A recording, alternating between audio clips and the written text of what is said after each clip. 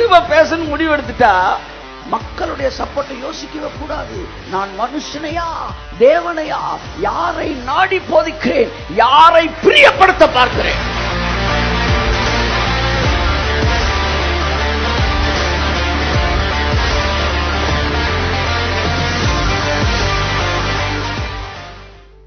கர்த்தராகிய இயேசு கிறிஸ்து நாமத்தினாலே உங்களை வாழ்த்து வரவேற்கிறேன்.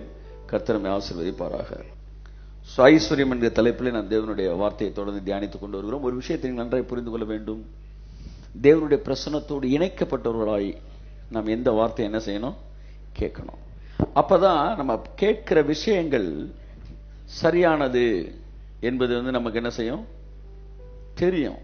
ஏன்னா மாம்சத்திற்குரியவன் ஆவிக்குரியவைகளை அறிந்து கொள்ள மாட்டான். ஆமென்.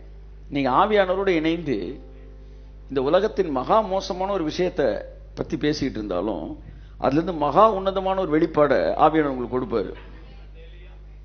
ஆனா நீங்க மாம்சத்துல உட்கார்ந்து ஏதேன் தோட்டத்தை பத்தி தியானிச்சா கூட அது அசிங்கமா தான் தெரியும். ஆமா, ட்ரெஸ் போட்டிருந்தா எல்லாம் போடலையா, அது அசிங்கமா தெரியும். ஏன்னா இவன் மாம்சத்துல இருக்கிறான். ஆனா அவங்களுக்கு அது அசிங்கமா தெரியல, ஏன்னா தேவ மகிமை அவர்களை மூடி இருந்தது. இதுல என்ன தெரியுது, தேவ மகிமைக்குள்ள நீ இருந்தினா உனக்கு எதை பார்த்தாலும் அசிங்கமா தப்பா தெரியாது. நிறைய பேருக்கு ஐஸ்வர்யமே அசிங்கமா தெரியுது. ஏன் தெரியுமா, அவன் கம்ப்ளீட்டா மாம்சத்துல இருக்கான்.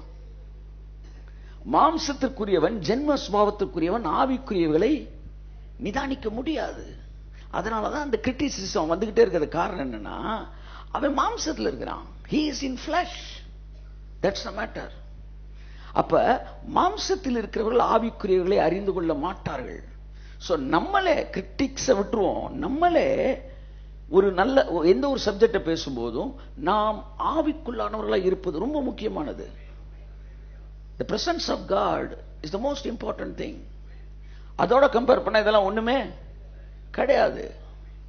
ஆகவே அவரோடு இணைக்கப்பட்டவர்களாய் நீங்கள் எல்லாவற்றையும் என்ன செய்ய வேண்டும், பார்க்க வேண்டும்.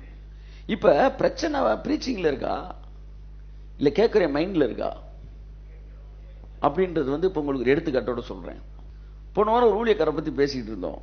நிறைய பேர் இருக்காங்க அப்படி உயிர்த்தெழுந்த வல்லமையோடு இணைக்கப்பட்டவர்கள். பிரென்ஹாம் வந்திருக்காரு, பாலா சிர்லாரி வந்திருக்காரு, பல நேரங்கள் சூப்பர் நேச்சுரல் டிஜிஎஸ் தினகர் நடந்திருக்கு, ஐஏ ஆலன் அவருக்கு நடந்திருக்கு, நிறைய பேர் நடந்திருக்கு. ஒரு முறை ஒரு குறிப்பிட்ட ஊழியர் ஒருத்தரை பார்க்க போயிருந்தப்ப அவரை பார்க்க முடியாதுன்னு வெளியே என்ன செஞ்சிருக்காங்க, அவர் வெளியே நிப்பாட்டி இருக்கிறாங்க.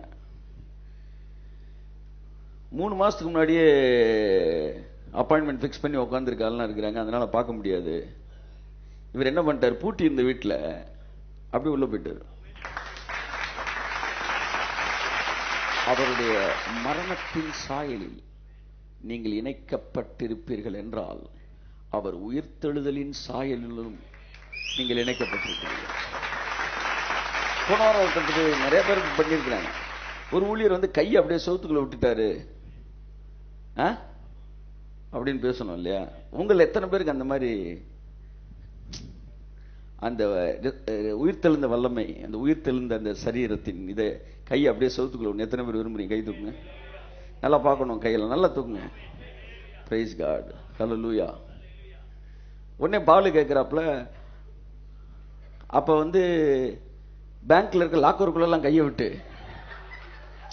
இப்படி நம்ம சிந்திக்கவே இல்லைல்ல. இப்ப சொல்லுங்க, கையை விடணும் சொன்னப்ப நீங்க கிரிமினலா இருந்தீங்களா?